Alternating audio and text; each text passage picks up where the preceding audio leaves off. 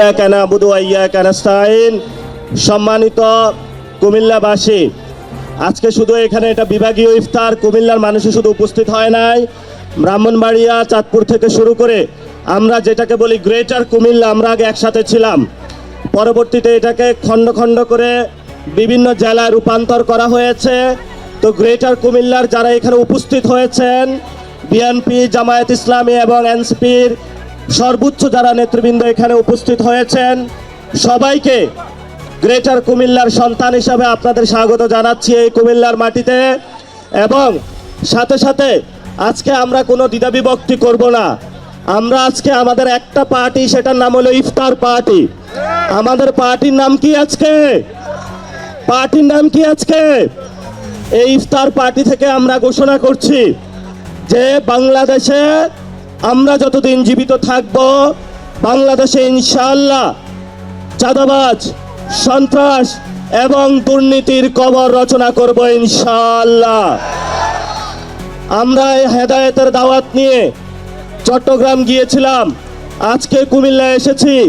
এখানেও বিভিন্ন রাজনৈতিক দলের যারা নেতৃবৃন্দ উপস্থিত হয়েছেন, আপনাদের প্রতি আমাদের কোনো ক্ষোভ নাই।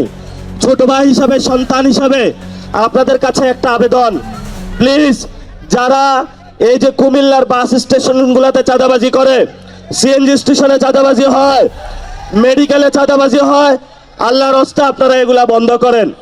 এবং কুমিল্লায় আমরা শুনেছি অনেক জায়গায় ছোট ছোট কিছু গডফাদার আছে এবং এরা নিত্য নৈমিত্তিকভাবে খুন করে বেড়ায়। মানুষের জীবনের যারা ব্যবসায়ী রয়েছে তাদের জীবন বিপন্ন করে তুলছে। আমরা আপনাদের কাছে অনুরোধ করব, আসুন এক ঐক্যবদ্ধভাবে আমরা একটা গ্রেটার কুমিল্লা সাজাই, যেখানে আমরা শান্তিতে বসবাস করতে পারবো ইনশাআল্লাহ। সবশেষ দুইটা কথা বলবো। আমাদের ইনকিলাবের পথিক শহীদ ওসমান হাদি ভাইয়ের হত্যা হয়েছে, বাংলাদেশে আমরা শুনেছি বিচার হবে, কিন্তু বিএনপি সরকার গঠন করেছে। আমরা প্রধানমন্ত্রী তারেক রহমানকে অনুরোধ করব যে আপনি এই বিচার যে প্রক্রিয়া রয়েছে সেটা দ্রুত উদ্যোগ নিন। বাংলাদেশের সারা তরুণ সমাজ অপেক্ষায় আছে, আমরা রাজপথে নামতে প্রস্তুত আছি, কিন্তু আপনাদেরকে সময় দিচ্ছি। আপনারা বলেছিলেন ঈদের পরে আন্দোলন, ঈদের পরে আন্দোলন। আমরা এটা বলবো না যে ঈদের পরে আমরা নামবো। আমরা যেদিন নামবো সেদিন শহীদ ওসমান হাদি ভাইয়ের হত্যাকাণ্ডের বিচার বুঝে নিয়ে ইনশাআল্লাহ মাঠ থেকে বিদায় হব ইনশাআল্লাহ। আমাদেরকে বলা হয়েছিল আমাদের তিনটা এজেন্ডা ছিল, সংস্কার, বিচার, আরেকটি হলো নির্বাচন। নির্বাচন হয়েছে, আপনারা যেভাবে হোক ক্ষমতায় গিয়েছেন, তাহলে এখন সংস্কারের কি হবে? আমরা সবাই ভোট কেন্দ্রে গিয়েছিলাম, গণভোটে হাকে জয়যুক্ত করে বাংলাদেশের মানুষ দিয়েছিল। সংস্কারকে ব্যাহত করার প্রচেষ্টা চলছে। আল্লাহর রাস্তায় আপনারা জনগণ যে ম্যান্ডেট দিয়েছে সংস্কারের পক্ষে, জনগণের বিরুদ্ধে যাবেন না। যদি জনগণের বিরুদ্ধে যান সেটা শহীদ জিয়ার আদর্শ হতে পারে না, বেগম খালেদা জিয়ার আদর্শ হতে পারে না কোনোভাবেই।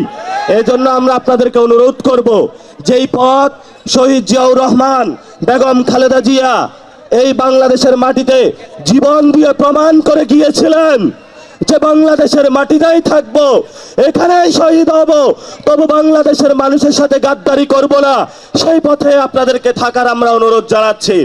সর্বশেষ কথা, শেখ হাসিনা এখনো কিন্তু আমরা তাদেরকে ফাঁসির কাঠগড়ায় দাঁড় করাতে পারি নাই। ওই যে এই পাশে রয়েছে ইন্ডিয়া, এই ভারতে বসে বসে তারা বাংলাদেশের বিরুদ্ধে ষড়যন্ত্র করছে।